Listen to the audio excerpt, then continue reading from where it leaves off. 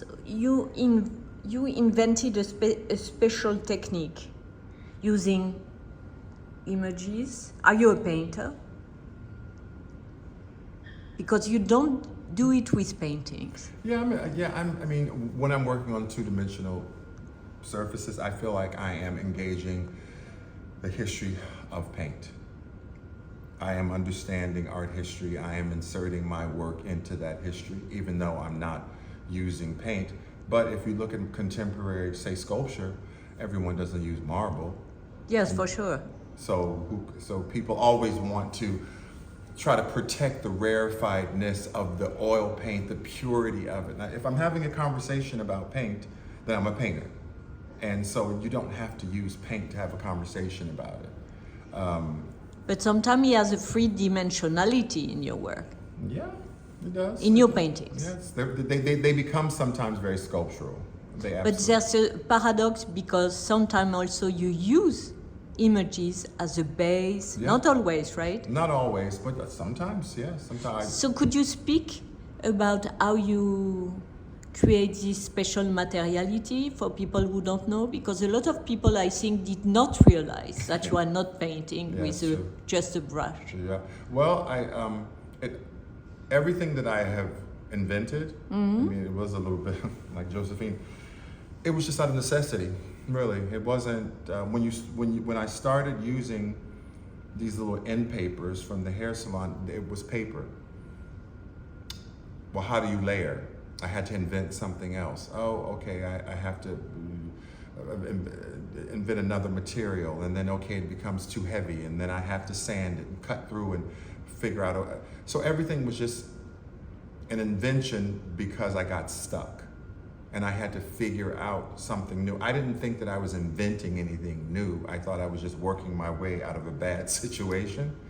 But then I look and I have this long history of invention that I can kind of put for a trace of the paper and the stain of the paper. And so you began with the tags coming from the shampoo of your mom? yes, these little end paper, these little tissues. And how do you work on the paper today? Well, the same thing. When I was pulling the paper down from, say, the streets, and when I had the paper in my studio, I needed to liquefy it. I needed to have a movement in the paper. So I started wetting it. And so once you wet paper, if you wait just before it, because it's just pulp, really, and just before it goes to pulp, it kind of loosens. And once it loosens, you can actually manipulate it like paint. You can move it around like paint. So water became a necessity because I would pull it down from the streets, but it was very thick. And so I couldn't waste all of that paper, so I would have to put it in water and peel it back. Yes. And it was just, oh, you peel it back and you have more, and then you would put the black paper and it would bleed, and you say, oh, now you found a way to make it translucent. And how so you create colors. I create colors by almost like simulacrum. It's not, I create colors indirectly. And it looks like there could be a soul in this paper, a hidden message, because you don't use any paper today. You use paper with a message, like the small tags in the street. It's always been, yeah. Yeah. Oh, but I don't. It's like a ghost in your painting. It's true. Yeah, it's true. Yeah, you know, it is true. I don't use. I noticed that now I'm just turning. I take the information and turn it on the other side. I don't use the information as much because if you keep sanding through the white, sort of the whiter side, the text will come through. So it's almost like I'm turning the information inside and really using it as through abstraction. So yes, could you speak about this source of inspiration of the base? What kind of base do you use? What's important? Paper. It has to be. I cover up the canvas with paper, so it actually becomes very, very opaque. And then I start to build the conversation from there. But it usually is not about the canvas. It's usually about the layers that I'm building up and still trying to have some translucent. But how do you get paper to be translucent? Which is a very difficult thing to do. How do you keep it from just looking like a brick? You have to really know and understand. It's like an excavation, really, it really is. But there's also the image itself, or the message on the paper. I would like you to speak about that. For Yes, example, okay. in the Außenwirrs Hong Kong exhibition. Yeah. So what is the message? Is there a message? In this show, it really is, because it has a lot of stain and it has a lot of trace. So this one feels to me like, when I walk through it, it does feel like it is traces of this idea of exotica, this kind of othering of other people, this kind of thing that we do to things we don't know. It's kind of traces of colonialism in a way. And also, what does an urban boy think about nature and flora and fauna? For me, it is kind of an other space that I don't really occupy. So I feel like it's really kind of it's like traces and stains of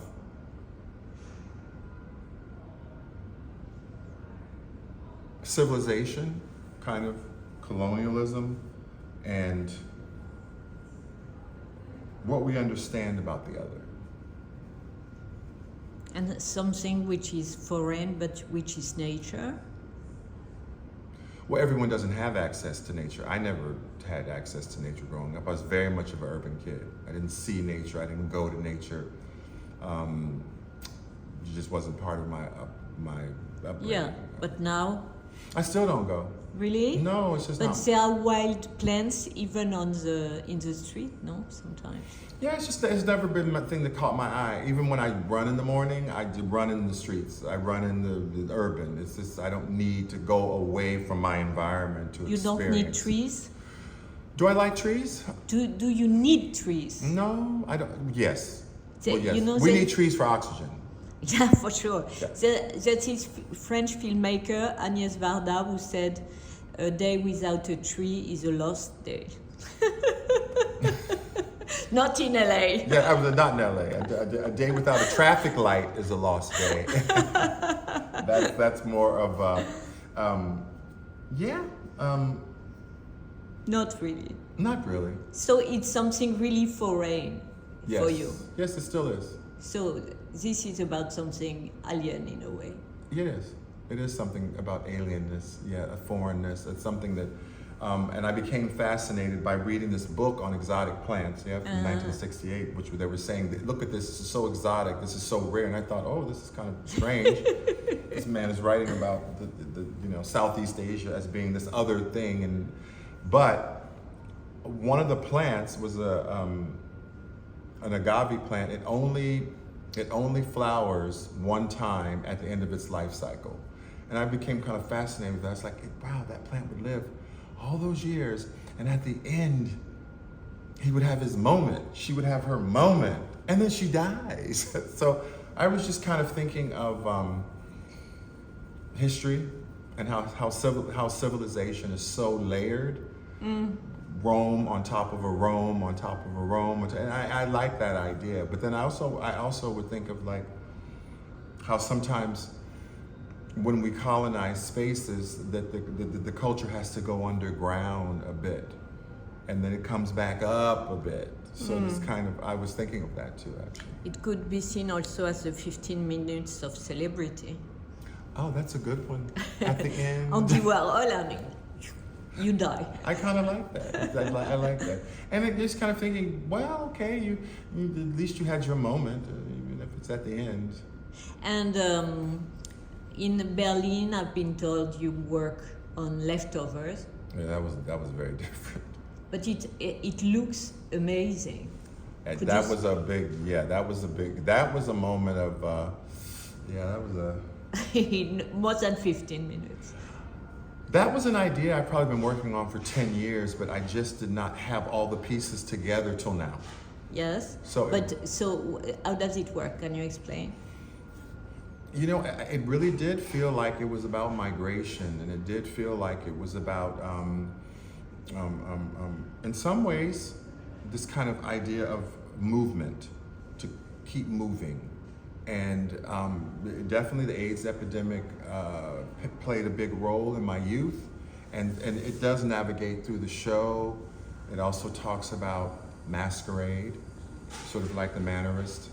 I always see the ballroom culture as being kind of belonging to the maneras of the 16th century, where everything was very dramatic.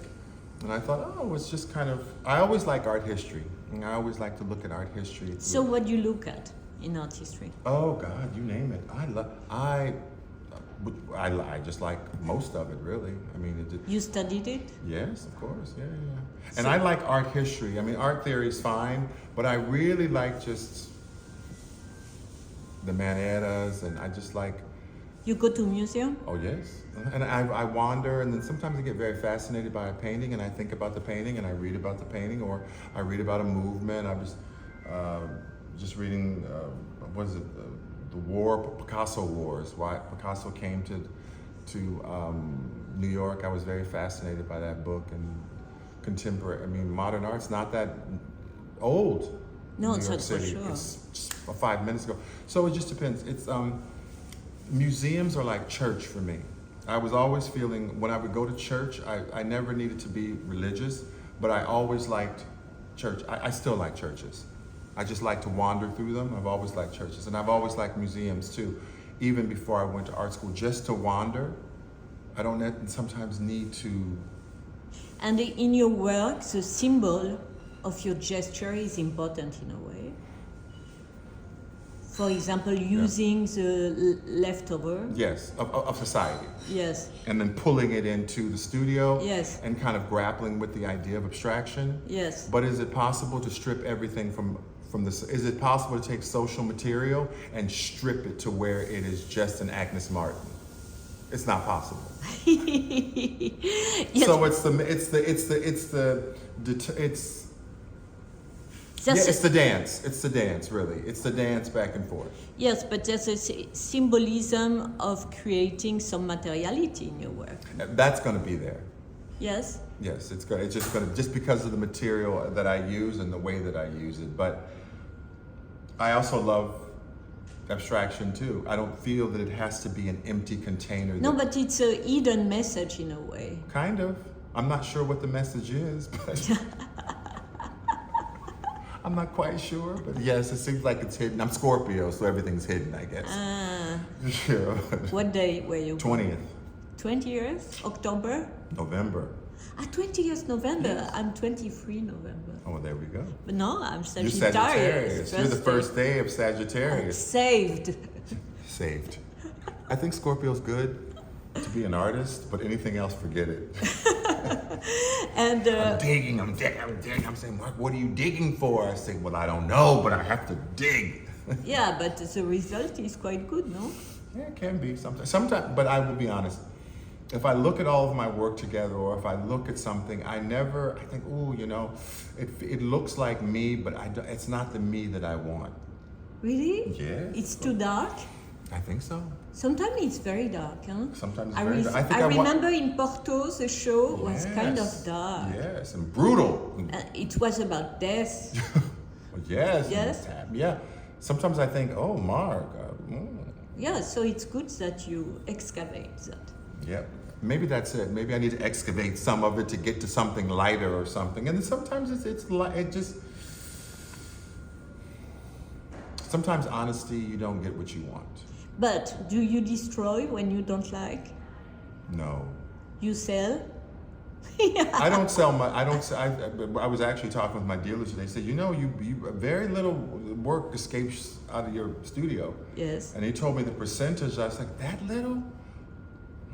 But then when I started to think about the other room that I have with paint, not much. So you don't sell much, but you keep? I call it the graveyard. Stacked up stuff. I just call it the graveyard. So you don't. And sometimes you don't destroy. I do sometimes, but now I've stopped and I just put it in another part of the studio, and I call it the graveyard. And maybe sometimes it's like Lazarus. I roll back the rock, the tomb, and they resurrect. But so it means you transform. Sometimes, but sometimes not. And what is your next dream now?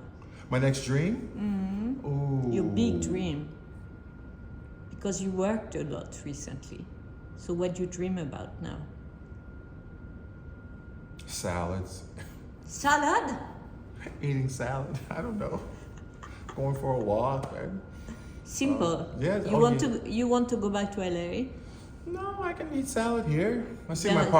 my partner. Make sure he's okay. Ah, nice. I just like to. I don't have to ask my partner any questions. I don't have to. I just have to look at him. But where is he now? Here? He's in Los Angeles. Ah, far. Yeah. I just have to look at him, make sure he's standing right, make sure his eyes are clear, make sure he looks okay. I can just look at him and see. That's it. That's a dream? Yeah, just to put my eyes on him. Just to put my eyes on the. I don't like to not put my eyes on the people that I love for too long. True. Not too long. They don't have to be just people I love. And maybe work with young people more. Ah. Yeah, more young people more. Yeah. What did you learn in Hong Kong with the young people? The young creative people are the same all over the world. Like? We're introverted. Our self-esteem sometimes is not good. They have a strong burning core underneath that sometimes they don't show.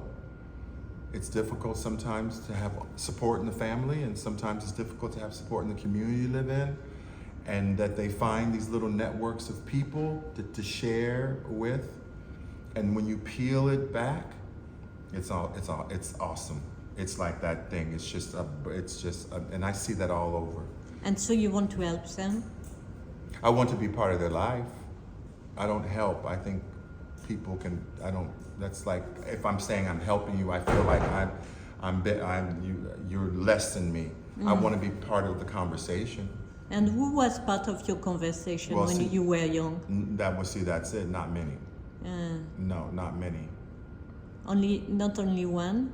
Not even one, I mean? A teacher? No teachers, no.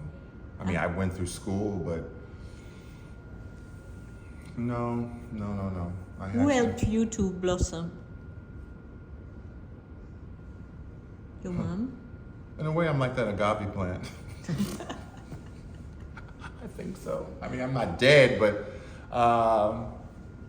my mom supported me the best that she could, yeah, in her kind of way. But what happens to the person who is not a good student? You know, what happens to that person? There's a system in place for go to university, find your tribe and everything. But what if you can't get to the university? What if you make so many mistakes? What happens to those people? So that's me. That's me. I did go to university, but much later. So how were you saved? I saved myself. So you have the strength inside. You had already. I think so. I had to. I had to. Yeah. Yes. Slow. I had to.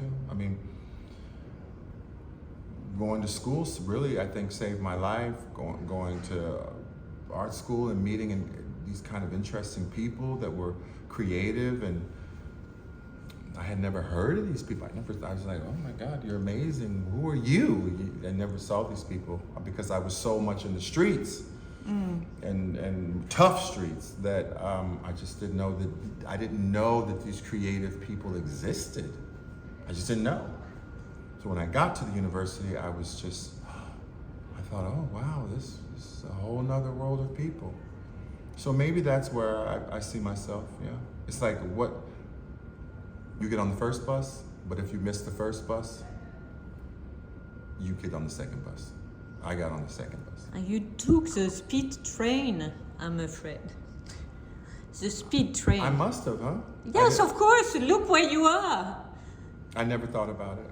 Of course. I was only just putting one foot in front of the other and trusting my instincts. It was never a strategy for anything. Whatever I felt strongly about is what I do. I think I was too old by the time I came out of university. I was 37, 38. I wasn't going to be worried about the trends or anything. It came from me. Merci beaucoup.